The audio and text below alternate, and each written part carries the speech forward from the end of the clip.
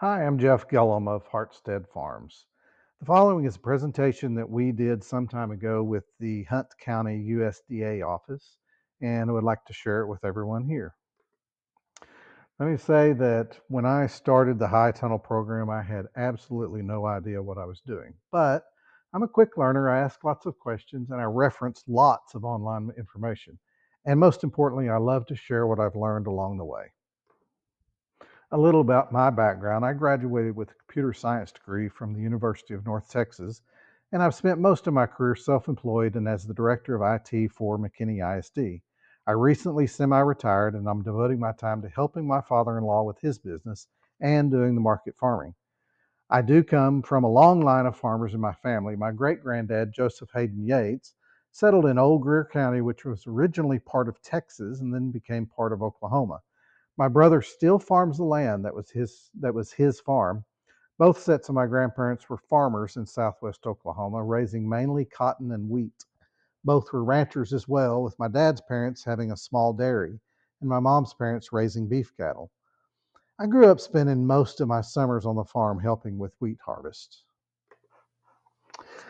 We built a house on our land southwest of Celeste in 2022. I currently have a 20 by 60 hoop house with plans on doing another this year. And actually, as I'm recording this, we just started construction on hoop house number two. We grow a wide range of vegetables, including tomatoes, onions, peppers, cantaloupes, cucumbers, green beans, squash, watermelon, etc. And we love to go to market and share what we grow. I love meeting people and sharing thoughts and ideas with them. Last year, we participated in Greenville's market and sometimes at Prosper and Salina. Currently, we are participating in McKinney's Chestnut Square market, and we love it out there.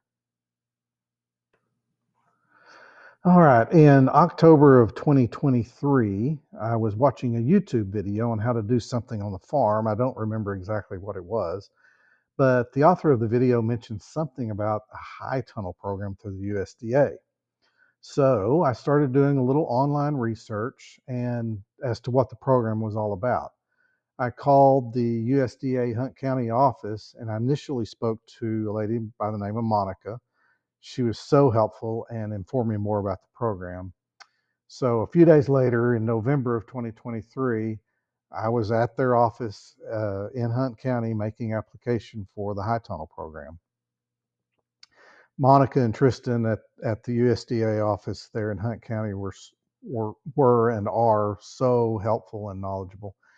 We decided the location based on the soil survey, proximity to the house, and proximity to water. The slope that was there or lack thereof is a very, very flat location that we chose. And also, one of the funny things I found on the application was if your annual income is over 900,000 per year, there is no need to apply. I thought that was kind of funny. So anyway, March of 2024, I was awarded the grant. And I had already started doing research on hoop house providers, and I'd chosen Bootstrap Farmer because of their price, reputation, proximity to my location. They have a warehouse in Paris, Texas, and I can save a little bit, or you can save a little bit of money with them if you pick up your kit from the warehouse rather than having it shipped. So Bootstrap Farmer is fantastic to work with. I think they have the best customer service in the industry, and I met a guy by the name of Nick out there. We've become very close friends and call each other regularly. One of the anecdotes from building the hoop house, I was building the hoop house. We were short on a few bolts, and it wasn't a big deal, but I emailed them, let them know. Well, the next day, Nick was showed up at my door with the missing bolts. And so anyway, they have great customer service and take care of their customers. So they ended up uh, using our hoop house for a lot of their pictures that they use on their website. They also use some of those pictures on brochures that they use at trade shows and that sort of thing. So it's kind of neat. Then in April of 2024, we began to build our hoop house. The high total program through the USDA is designed to extend the growing season mainly. We were still harvesting 3 to 4 gallons of tomatoes every 4 to 5 days in January. Also, still harvesting jalapeno peppers, shishito peppers, some banana peppers, and that sort of thing. Um, the high tunnel program will improve plant, produce, and soil quality. I still grow outdoors, and it's amazing the difference in the plants and produce raised in the protection of the hoop house. With the control you have over some of the environmental elements and pests, the plants thrive in the protection of the hoop house. Soil within the hoop house is also improved. You'll notice a difference within a few weeks. You can grow naturally with more control within the confines of the hoop house. You're able to better control pests that attack the plants. You're able to grow more organically and naturally. And because of that, the produce is better quality and better tasting. Also, you can control the amount of moisture given to the plants. And by controlling that amount of moisture to appropriate levels, the plants really thrive. When you get ready to build your hoop house, the foundation, even though there's not physically a foundation there, but the foundation, the soil prep is so important. You want to make sure that you get your ground right before you start your build. It's much easier to use a tractor without a hoop house in the way. Invest in power tools. I rented a post driver from Home Depot to drive in the post, and that was just a lifesaver. You need good battery powered drills with extra batteries. You need a good powered saw to cut pipe and bracing. Also, don't be afraid to ask for help. You can build one by yourself technically, but you really don't want to. Choose a good flat place to build your hoops. So I used my flat driveway where we had poured concrete, and that was a great spot to build the hoops to get them flat and straight. Um, I also recommend invest in extra bracing for the wind. The hoop houses are designed to withstand high winds, but the extra bracing, especially for us, we're up on top of a hill. We catch all the wind, and it's just a good idea to invest in the extra bracing. Also, when you get ready to put the plastic on, you want it to be a completely, totally calm day. Any wind at all is too much wind when you get ready to put plastic on. All right, let's talk more about the build.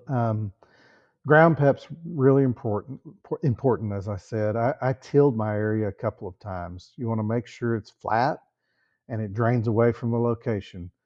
If grass is actively growing where you're going to build, cover that area to kill the grass and weeds before tilling.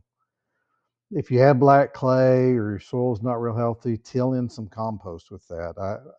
I use compost to actually build my beds up, and it worked quite well.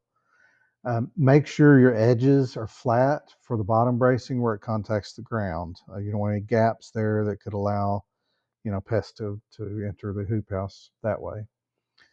Um, Ask for help. Like I said before, you'll definitely need help with the hoops and the plastic. You want to make sure that you get your hoops level and spaced evenly. That's very important. When you get ready to do your bed prep, as I said before, use compost for your beds. Build the beds according to what you plan to grow inside. I'm growing mainly tomatoes and peppers, so I had rows of beds. But design your beds based on what you're planning on growing. Also, between the beds, if you use rows of beds, use something like outdoor carpeting to minimize the amount of mud between your beds. It's going to be wet in there. Uh, you're going to be walking through that area. And the outdoor carpeting, I used some of that from a football field where they had redone the turf there, and man, it worked fantastic.